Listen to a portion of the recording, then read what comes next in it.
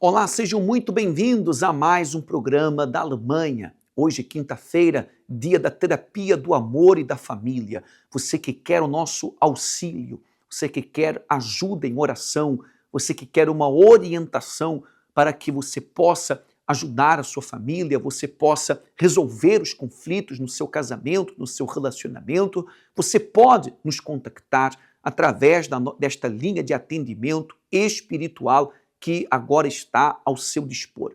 0176 847 87155 é o número para o qual você pode ligar ou pode enviar uma mensagem do WhatsApp para receber todo o apoio que você necessita. Eu tenho a certeza que quando você, meu amigo, minha amiga, buscar a direção em Deus para esta situação que você tem enfrentado, coisas grandes vão começar a acontecer. Aquilo que até então vinha dando errado e você ficava frustrado, triste, preocupado, angustiado, você vai ver começar a mudar. As coisas vão mudar, porque quem busca a Deus não fica indiferente. Vamos acompanhar agora um caso real, um testemunho de alguém que usou da fé, que se aproximou de Deus com uma fé inteligente, que provou o que está escrito na palavra de Deus e estas promessas lá se cumpriram na vida destas pessoas. Vamos acompanhar, nós já voltamos em seguida. Eu não me sentia com força, eu não me sentia uma menina normal.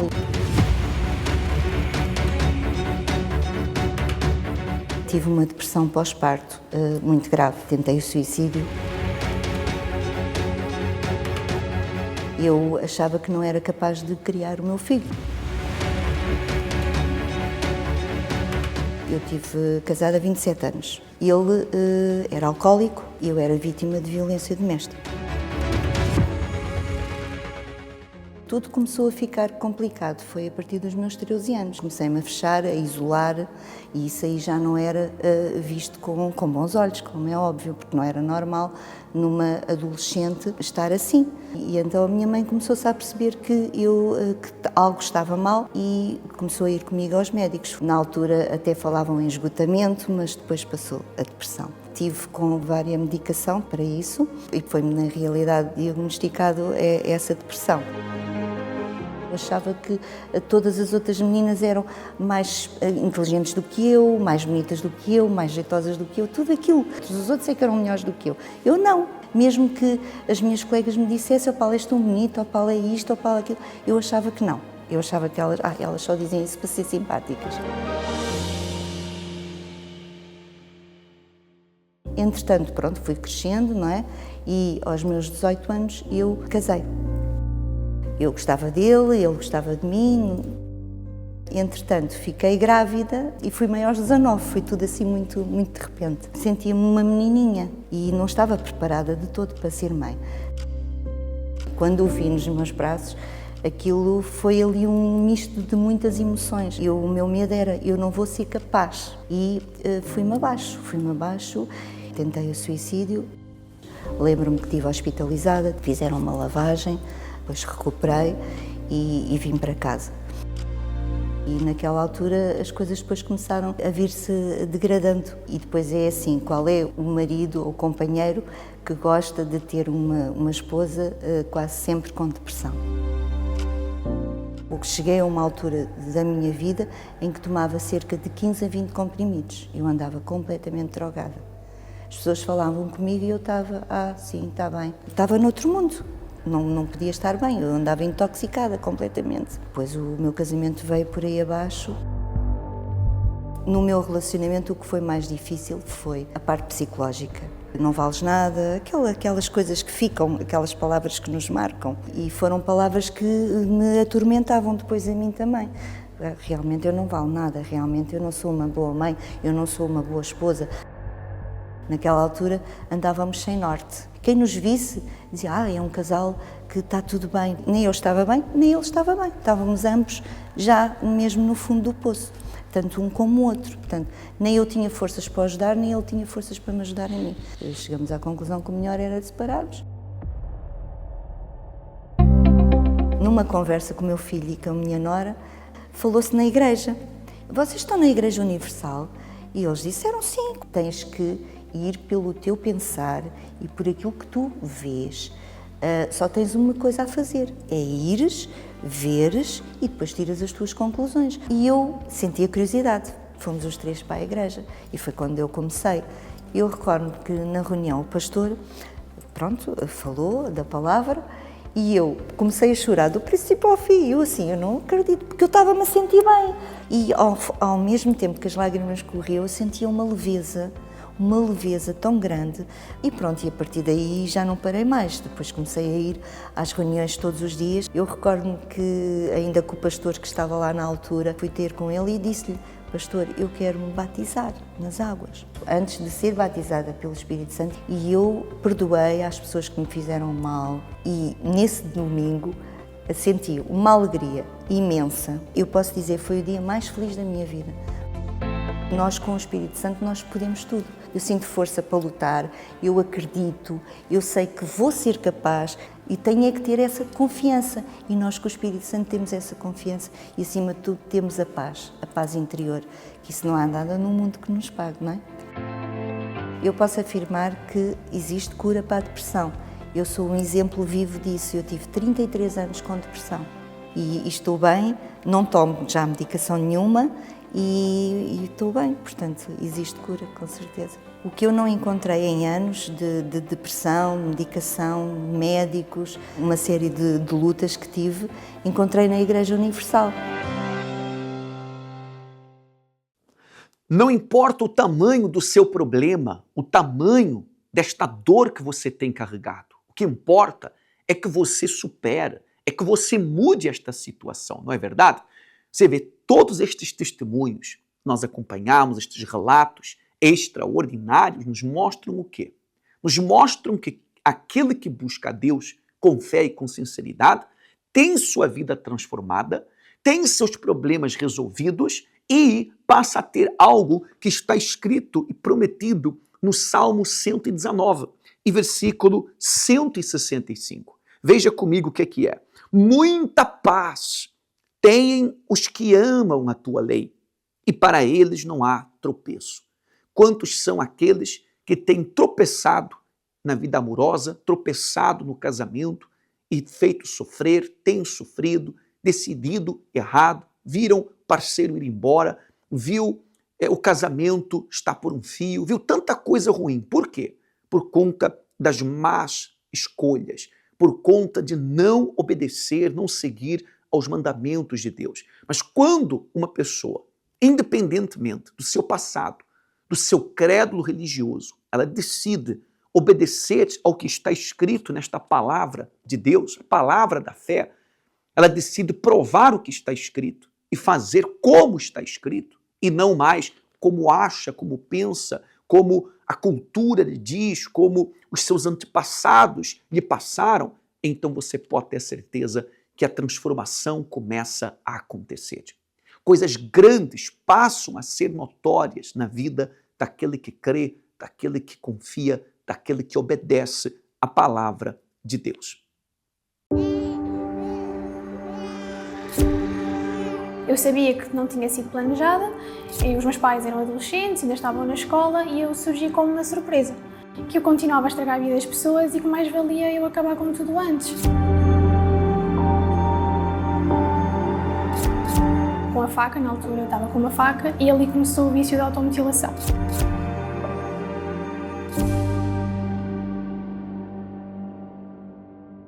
O meu sofrimento começou na infância, quando eu desde cedo percebi o contexto familiar em que estava inserida, ou seja, eu sabia que não tinha sido planejada, os meus pais eram adolescentes, ainda estavam na escola e eu surgi como uma surpresa. Então, a partir do momento em que eu entendi que eu não vinha de um contexto normal, porque eu vivia com os meus avós, a minha mãe podia estudar e o meu pai, infelizmente, acabou também por sair de casa, então eu ali percebi que eu não era desejada, não foi previsto. Então eu sentia que todo o amor que eu recebia da minha família não era natural, era porque eu cheguei, eles tinham que me amar por ser família. Então sempre com aquele sentimento de culpa de ter vindo estragar a vida deles, a relação dos meus pais e que se calhar as coisas eram melhores se eu não tivesse vindo. E eu alimentei aquilo durante a infância, sem nunca mostrar para os meus pais. No entanto, sempre que a minha mãe me perguntava, então, mas tu és feliz? Prendia-se sempre a garganta. Aquele nó na garganta e aquela obrigação de falar para a minha mãe que sim, para querer agradar. Mas eu não era feliz, não tinha vontade de viver, aquilo desde cedo. Então isso também fazia com que eu não tivesse sonhos nem perspectiva de futuro, porque eu não via um futuro para além da adolescência. Eu tinha os planos de acabar com tudo. E isso foi se intensificando, em que eu comecei a ficar muito revoltada. E levantava a voz aos meus pais, ao meu padrasto inclusive, porque eu criava uma expectativa muito grande nele enquanto pai. Comecei a procurar atenção fora de casa, com más amizades, sem nunca os meus pais saberem, porque lá está, eu queria manter aquela imagem de ser uma boa filha para eles, e isso virou a uma filha mentirosa, porque dentro de casa era uma coisa, fora de casa era outra. Então envolvia-me com as pessoas erradas, conhecidas pelos motivos errados, e comecei os namoros cedo, por essa questão de querer a aprovação masculina, digamos assim, a atenção. Então eu era uma jovem que vivia completamente de aparências, porque eu ia-me moldando como um camaleão conforme os grupos de amizades que eu me inseria, sem nunca conseguir uma amizade realmente verdadeira, porque nem eu sabia o que é que eu era. Eu tentava me encaixar em tudo. E dentro de casa era uma tristeza horrível, eu era completamente vazia, muito triste, não queria nem sair, nem sair nem ficar em casa, porque eu comecei a criar um medo de ficar dentro de casa por conta dos pensamentos que eu tinha dentro de mim. Eram pensamentos de culpa, de acabar com a minha vida, de que eu não estava a fazer aqui nada e que mais valia acabar o sofrimento já, visto que eu tinha uma irmã muito pequena, na altura ela tinha poucos meses, e eu pensei, então, é isso mesmo, eu vou acabar com a minha vida agora, porque se for agora ela não vai criar pensamentos nem memórias minhas ainda. E vai ser o melhor para toda a gente. Eu tinha a noção que ia criar sofrimento, sim, mas sabia que eu acreditava realmente que o sofrimento ia ser curto comparado ao alívio que eu ia trazer a todos por tirar a minha vida. Então houve um dia em que aqueles pensamentos, aquelas vozes foram mais alto.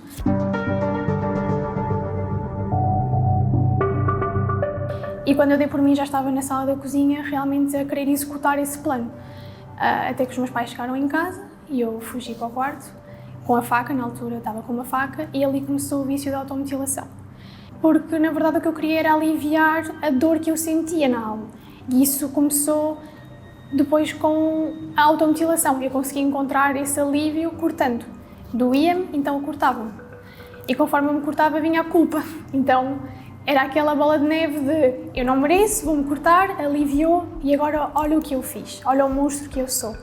Não foi uma situação que me trouxe a abrir os olhos, mas sim o facto de eu estar sempre com aquele cansaço de não ter esperança, de não ver a luz ao fundo do túnel, que me fez a finalmente aceitar um dos convites persistentes que eu tinha dos jovens na igreja de vir à Igreja Universal. E aí, quando vim, as coisas mudaram, porque eu ouvi uma palavra que abriu os meus olhos, abriu o meu entendimento para aquilo que eu estava a fazer. E o tempo que eu estava a perder por não querer ter uma comunhão com Deus. E ali as coisas mudaram, ali aquele temor veio sobre mim e eu decidi que eu tinha que parar de viver as coisas do meu jeito. E ali eu comecei a mudar o meu jeito, a vir na igreja, a ouvir a palavra e realmente ver que Deus tinha muitos planos para a minha vida. Se eu realmente quisesse seguir conforme a orientação dele, o que a palavra dele falava. E ali eu comecei a me entregar. Deus começou a quebrantar-me e o orgulho que eu tinha de achar que eu sabia o jeito que eram as coisas, porque eu tinha muito essa ideia de que a liberdade que vinha com a adolescência é que ia me fazer com que eu fosse muito feliz, porque eu ia viver coisas lá fora. E ali eu abri mão disso. Deus mostrou-me que o jeito dele era melhor que o meu. E aquela libertação começou, de eu não querer mais morrer, de eu não querer mais acabar com a minha vida, de que se calhar eu tinha sim perspectivas para o futuro e de que eu podia sim fazer planos e que havia uma chance para mim. Mesmo eu tendo nascido, desde que eu me lembrava com aquela dor, com aquela culpa, que eu podia viver livre disso, que havia outro lado que também era para mim, mesmo não tendo sido desde o início que eu tinha chance. E ali eu comecei a abrir mão daquilo que me fazia sofrer, de abrir mão daquilo que eu achava que era o correto. E Deus foi transformando a minha vida, até o dia em que eu me rendi por completo, batizei-me nas águas, entreguei-me a Deus e recebi o batismo com o Espírito Santo. Aquele dia foi como se Deus pegasse na mochila pesada das minhas costas e realmente arrancasse as páginas do livro da minha vida e me dissesse: hoje é o primeiro dia. O tal novo nascimento que não fazia sentido até ali. O facto de Deus me dizer que tudo foi um rascunho. Aquele dia começava uma vida nova. E realmente foi, porque eu saí da igreja completamente diferente. Eu tinha 18 anos nessa altura e foi o primeiro aniversário que eu tive onde realmente eu quis festejar. Porque eu antes odiava fazer anos, não queria ver ninguém, chorava. E naquele ano foi diferente. Eu quis preparar a minha festa, eu quis preparar tudo, eu quis estar com as pessoas. Porque pela primeira vez eu tinha a felicidade de viver, eu tinha aquela alegria de estar aqui, de querer continuar aqui, de amar as pessoas que estão à minha volta. Porque a minha forma de ver a vida mudou. Hoje eu sou uma pessoa feliz, uma pessoa que não tem mais a vontade de morrer, nem pensa em desistir das coisas, antes pelo contrário. Uma jovem que antes não queria estudar e que não gostava de estar sozinha, hoje vive sozinha, estou a estudar, estou a tirar o curso de medicina. Então parou de ser viver pelos outros. Hoje a Lara vive para si, hoje a Lara tem planos, hoje a Lara tem um sorriso verdadeiro, tem amor para dar para os outros, gosta da companhia dos outros e não precisa mais nem de se cortar, nem de procurar amizades lá fora, nem aquilo que o mundo tem para oferecer, para preencher uma curiosidade, porque aquilo que eu queria, que era a paz, eu encontrei. Hoje eu creio que eu sou um milagre de Jesus.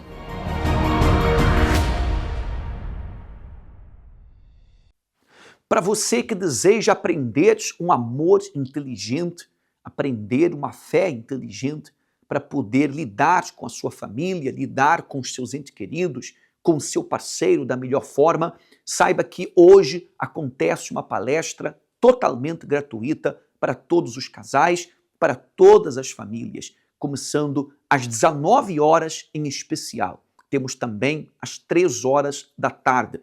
Aqui em Colônia, onde eu me encontro, nestas cadeiras, as pessoas participam desta palestra que tem abençoado a muita gente, a muitas pessoas. E Deus quer também abençoar o seu casamento, o seu relacionamento. Você que é solteiro, você que está aí, já tentou várias vezes ser feliz, já procurou em vários relacionamentos a realização, porém continua frustrado. Saiba como escolher a pessoa certa. Participe desta palestra que acontece no dia de hoje, como toda quinta-feira, num destes 2 horários, ok? Eu tenho uma certeza que a sua vida, que a sua situação, ela será transformada. Aqui em Colônia você pode encontrar-nos na Brüsseler Straße, número 100, 50672, próxima à estação de metro de Friesenplatz. Temos também a nossa sede nacional em Berlim, na Schulstrasse 119, 13347, Berlim-Wedding, ok? Ou em um templo da Igreja Universal, espalhado pela Alemanha, pela Europa, pelo mundo afora. Deus abençoe a todos, um forte abraço e até o nosso próximo programa.